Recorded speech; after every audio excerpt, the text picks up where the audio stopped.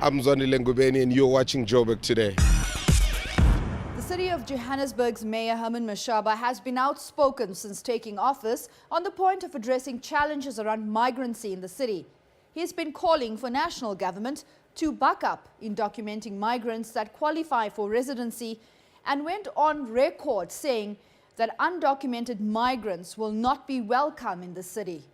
His rhetoric caused an outcry from the African Diaspora Forum, who interpreted some of his statements, according to media reports, that Mayor Mashaba was being somewhat xenophobic in his stance against migrancy. They then brought forward a charge to the South African Human Rights Commission. They alleged that Mayor Herman Mashaba made the following statements: that foreign nationals are responsible for criminality in the city of Johannesburg, that undocumented foreign nationals compound criminality and make it difficult for law enforcement to perform their duties, and that foreign nationals were holding the country to ransom.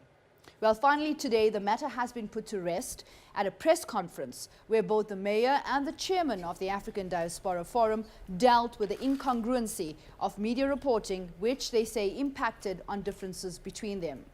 They have now combined forces to ensure that issues of undocumented migrants are being dealt with.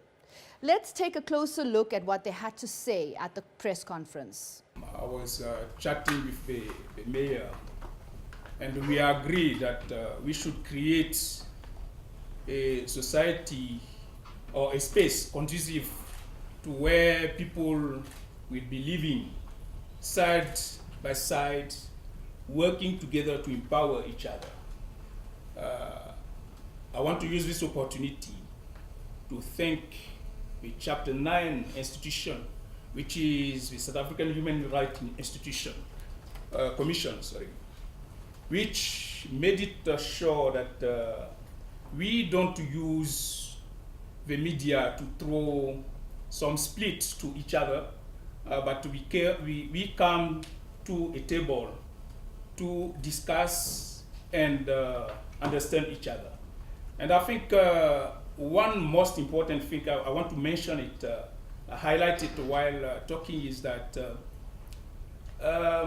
2 days ago when we were sitting with the mayor, he handed over all the statement that he has been making. And we found it very, very strange that everything he was saying is quite a bit different of what the media is portraying out there. So maybe it is an occasion for us also to encourage the media to do the work that they are doing properly to save all of us. Because otherwise, we're spending a lot of time resolving this type of issues when they arise. To the thousands and millions of South Africans who are working for people to live together and to foster social cohesion, we want to use this opportunity to say we thank them. Our destiny cannot be changed. We didn't design to be born in a continent called Africa as part of our destiny, and we have to face it. What we have to do today, maybe while going out, is how do we work in institutions like your African Union so that they don't become a talking show, a platform that created by the continent to address our issues, which become a platform that people misuse, I would say. So we have a lot of work to do because our destiny is calling upon us to build this continent. Some are using the word dark continent. Let us not fight. Let us face our destiny. Let us work to integrate all Africans. Migrants who are criminals should be isolated, and we all know where they belong. When we catch a criminal, let us send him straight to jail. When we found a migrant who is not documented, it might be the fault of government that people are not documented. So let us work together. Let us encourage government to give documents to people. No one will come to a country and refuse to get a document. People are fighting at the refugee reception offices in Marabasat to get a document, yet government is failing them. Maybe that's where the discussion should start. Why are they refused that document that they deserve? Because most of them, the issues that they are raising here are genuine issues. People are being abused by their own government, and we cannot ignore this. The mayor was the next to address the room. This mediation process has given me an opportunity to clarify my position on the issue of migration within the city of Johannesburg, rather than people relying on sound bites and headlines that are unfortunately the result of selective coverage of my statements. I've stated on many occasions that my comments have been misinterpreted without taking into account any background to the very real issues and challenges that I'm attempting to address. This has created significant confusion and sensationalism around this issue. From the outset, I would like to state that I condemn xenophobia in all its manifestations, and I will ensure that those who intend perpetuating violence against migrants face the full might of the law. At the same time, I'm committed to ensuring that the rule of law is upheld in our city and that no criminal, whether from South Africa or any other country, feels safe on our streets. I'm committed to ensuring that Johannesburg becomes a safer place for all residents to live, work, and play. I welcome foreign nationals into our city and our country. All I have asked is that those who visit do so lawfully, and while they are here, they respect the laws of our country. I would love every citizen of the world to visit our city and invest in growing our economy and create jobs for our people.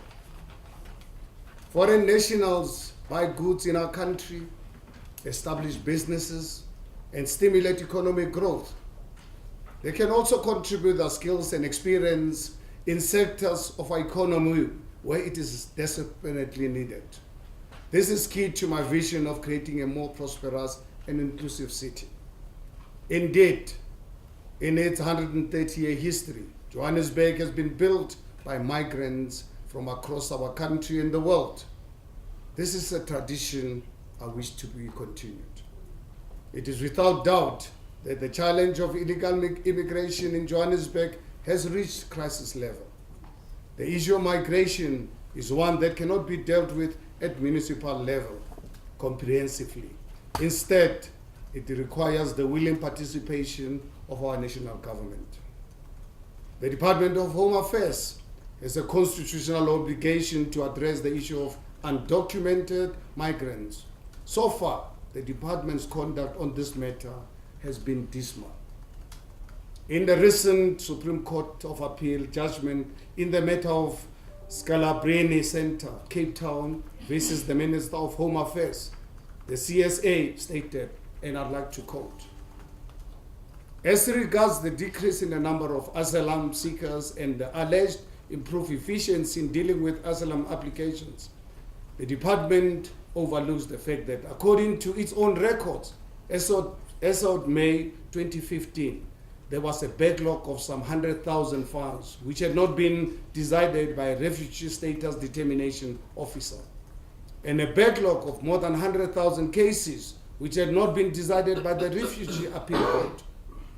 Save for a bold allegation that they are being addressed, the answering affidavit is silent on any progress made with these backlogs or whether they have increased since May 2015. Apart from this, the alleged improved inefficiency is questionable." End of quote. It is evident that the department is failing in its responsibility to ensure that people entering our country are processed and timelessly provided with relevant documentation. Furthermore, allegations of corruption and bribery in the provision of papers is aggravating this crisis.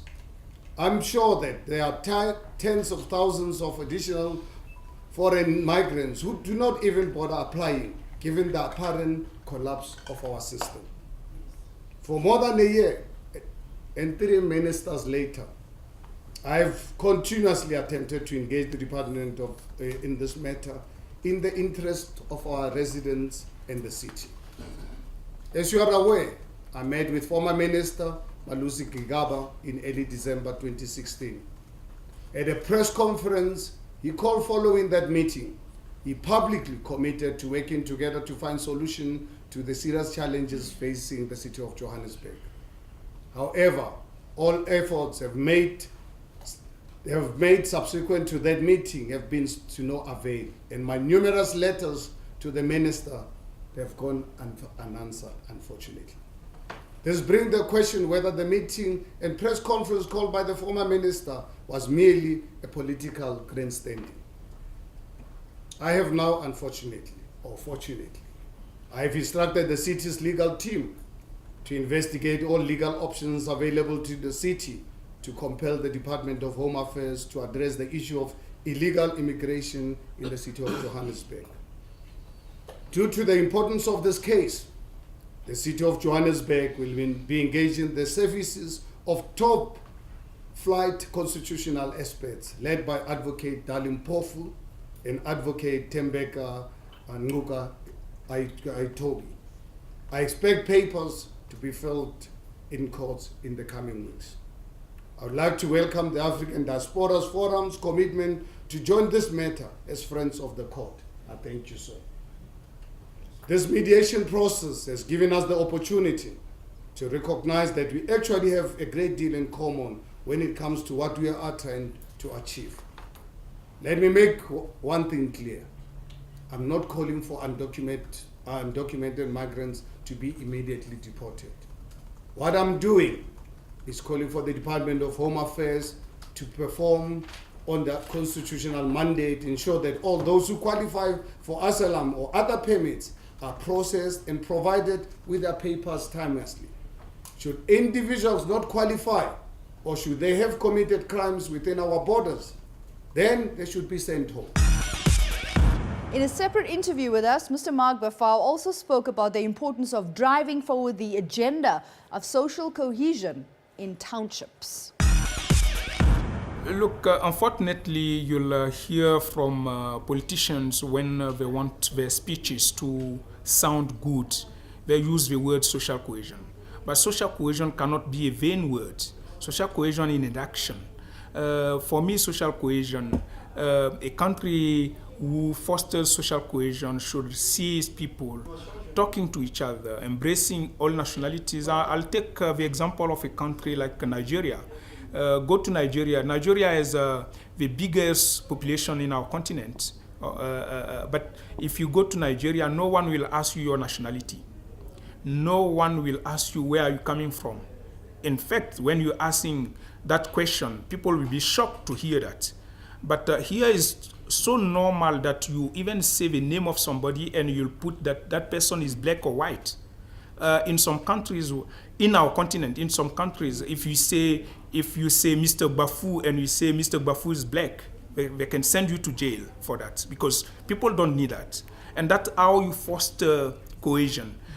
Instead of taking the groups of people, no, this one is colored, they must be there. So people, when this is happening in the life of people, they're seeing themselves as groupings in silos. They cannot do anything better than that. They cannot go out of that border because already even government agreed that when you go to institutions like universities, when they give you a form to fill, the first thing that you'll see is what is your color. Government will tell you that they use it for the statistic, but doesn't help for social cohesion because people will see each other as grouping them, and they'll use that grouping in the society. We are saying that social cohesion will be how curious I am to know what you do in Ghana. What do you do? How do you do it? What are your cultures? What the food that you eat there? Can we do this? And also, I can engage you as someone coming from West Africa. So I came here in Southern Africa. How can we then embrace each other and do business together? this will empower us instead of grouping us. So those are the things that we're presenting in the townships, because based on the bad history of South Africa, based on apartheid, unfortunately, many people didn't go out to discover the 53 other countries who are in our continent. We're encouraging South Africans, and we pose this as a challenge to the youth, that go out there, go to West Africa, Central Africa, East Africa, wherever in the continent, and make it your home. If you decided to go and study there, go and study there, because the continent needs to be built. Do you know why they're calling the continent a dark continent? It's because its people didn't move around, and its people didn't come with the skills to enlighten the continent. So now it's time and high time for us to enforce that.